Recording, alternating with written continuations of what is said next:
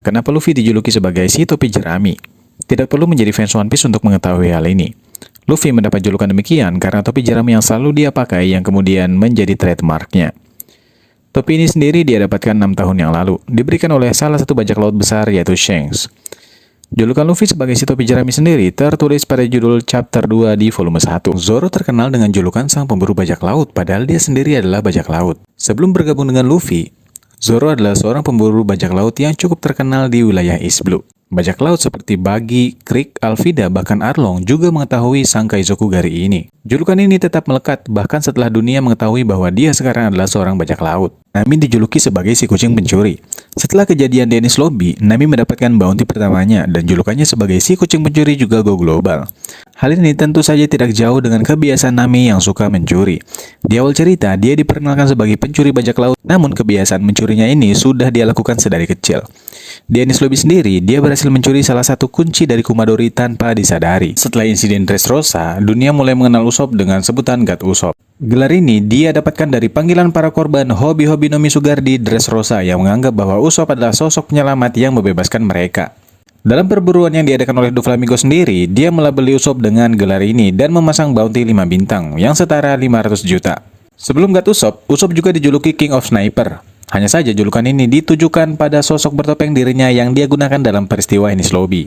Dan sosok ini belum pernah lagi tampil di depan publik sejauh ini. Setelah kejadian Enies Lobby, dunia mulai mengenal Sanji. Dia terkenal dengan julukan Kuroashi ataupun si kaki hitam. Tidak dijelaskan bagaimana dia cocok diberi julukan seperti ini, tapi kemungkinan karena gaya bertarungnya yang mengandalkan kaki. Dan ketika insiden Enies Lobby, dia mengenakan pakaian yang dominan berwarna hitam.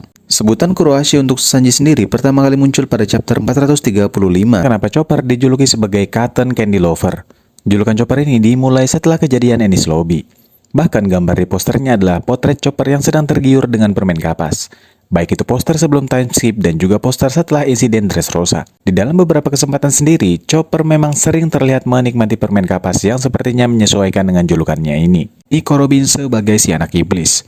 Meskipun julukan ini baru disebutkan pada chapter 435, Robin sudah lekat dengan sebutan ini sedari dia kecil. Alasan ini kemungkinan besar ada hubungannya dengan insiden Ohara.